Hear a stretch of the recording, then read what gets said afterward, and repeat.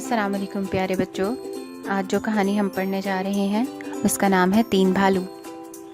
ایک دفعہ کا ذکر ہے کہ کسی جنگل میں 3 بھالو رہا کرتے تھے۔ ان میں ایک باپ تھا، ایک ماں اور ایک ان کا لاڈلا بیٹا جیمی، جسے وہ پیار سے ننا کہتے تھے۔ ان کا ایک خوبصورت گھر تھا جس میں ضرورت کی ہر چیز تھی۔ ایک صبح ننے کی امی نے باداموں کا حلوہ بنایا۔ آہا، باداموں کا حلوہ، آج تو مزہ آ جائے گا، یہ کہتے ہوئے ننا اپنی کرسی سے اٹھ کھڑا ہوا۔ اسے باداموں کا حلوہ بہت پسند تھا۔ اس نے بڑی بے صبری سے اپنے پیالے کی طرف ہاتھ بڑھایا اور اس کے ابو نے کہا، ذرا صبر کرو ننے، حلوہ بہت گرم ہے۔ ان کے سامنے رکھے ہوئے تینوں پیالوں سے بھاپ اٹھ رہی تھی۔ ننے بھالو کی ماں نے کھڑکی سے باہر دیکھتے ہوئے کہا، آج موسم بہت اچھا ہے، میرا خیال ہے ذرا سیر کر آئیں، اتنی دیر میں حلوہ بھی ٹھنڈا ہو جائے گا۔ ننے بھالو کے ابو کو بھی یہ بات پسند آئی اور وہ تینوں سیر کے لیے نکل پڑے۔ اسی جنگل کے پاس ایک ننھی منی لڑکی آسماں اپنے ماں باپ کے ساتھ رہتی تھی۔ اسے صبح کی سیر کا بہت شوق تھا اور جب بھی سیر کے لیے نکلتی اس کے ماں باپ اسے جنگل میں جانے سے منع کرتے اور وہ جنگل کے کنارے کنارے سیر کر کے واپس لوٹ آتی۔ اس دن وہ قدرت کے نظاروں میں ایسی گم ہوئی کہ اسے اپنے ماں باپ کی نصیحت بھی یاد نہ رہی اور وہ سیر کرتی ہوئی جنگل میں کافی دور نکل گئی۔ اچانک اس کی نظر اس خوبصورت گھر پر پڑی جہاں سے ابھی 3 بھالو سیر کے لیے نکلے تھے۔ جب وہ اس کے گھر کے قریب پہنچی تو اتنا انوکھا اور پیارا گھر دیکھ کر بہت حیران ہوئی اور سوچنے لگی، یہ کس کا گھر ہے، یہاں کون رہتا ہے؟ آسماں نے بڑی ہمت سے کام لیا اور آگے بڑھ کر دروازے پر دستک دی، مگر اندر سے کوئی آواز نہ آئی۔ تب اس نے ڈرتے ڈرتے دروازہ کھولا تو اسے میز پر 3 پیالے نظر آئے جن میں سے بھاپ نکل رہی تھی، مگر گھر میں کوئی نہیں تھا۔ باداموں کے حلوے کی خوشبو سے اس کے منہ میں پانی بھر آیا۔ اس نے سوچا کہ اگر میں تھوڑا سا حلوہ کھا لوں تو کوئی بھی اس بات کا برا نہیں مانے گا۔ یہ سوچ کر آسماں نے بڑے پیالے سے تھوڑا سا حلوہ چکھا۔ اف، اس میں تو بہت زیادہ نمک ہے، اس نے چیخ کر کہا، میں یہ نہیں کھا سکتی۔ پھر اس نے دوسرے پیالے سے تھوڑا سا حلوہ کھایا مگر یہ بہت زیادہ میٹھا تھا۔ آسماں نے سب سے چھوٹے پیالے سے 1 چمچ بھر کر منہ میں ڈالا تو وہ بہت خوش ہوئی۔ یہ بہت ہی مزیدار حلوہ تھا، نہ نمکین تھا اور نہ ہی زیادہ میٹھا۔ وہ مزے سے سارا حلوہ کھا گئی۔ اس کے بعد آسماں دوسرے کمرے میں گئی۔ وہاں 3 کرسیاں پڑی ہوئی تھی، ایک بڑی، دوسری درمیانی اور تیسری سب سے چھوٹی۔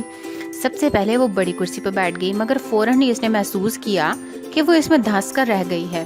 بڑی کرسی سے اٹھ کر وہ درمیانی کرسی پر بیٹھی مگر یہ بہت زیادہ سخت تھی۔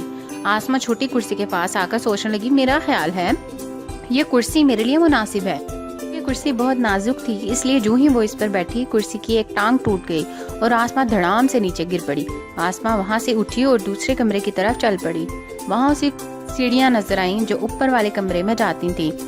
جب وہ سیڑھیوں کے راستے کمرے میں پہنچی تو اس نے دیکھا کہ وہاں 3 پلنگ تھے، جن میں سے ایک بڑا، ایک درمیانہ اور ایک سب سے چھوٹا۔ چھوٹا پلنگ نہایت خوبصورت نرم گدے والا تھا۔ آسماں کو یہ پلنگ بہت پسند آیا اور وہ اس پہ لیٹی اور لیٹتے ہی گہری نیند سو گئی۔ تینوں بھالو جب سیر کرتے کرتے کافی دور نکل آئے تو ننا بھالو بولا، امی اب گھر چلیں، مجھے بہت بھوک لگ رہی ہے۔ اور پھر وہ تینوں گھر کی طرف چل پڑے۔ جب وہ گھر کے قریب پہنچے تو دروازہ کھلا دیکھ کر بہت حیران ہوئے۔ گھر میں داخل ہوتے ہی انہوں نے پیالوں کی طرف دیکھا تو انہیں اندازہ ہو گیا کہ ضرور یہاں کوئی آیا ہے۔ ننے بھالو کے ابو نے کہا، کسی نے میرے پیالے سے حلوہ بھی چکھا ہے اور میرے پیالے سے بھی۔ ننے بھالو کی امی بولی، اور جو کوئی بھی ہے میرا تو سارا ہی حلوہ چٹ کر گیا۔ ننا بھالو چیخ اٹھا اور رونے لگا۔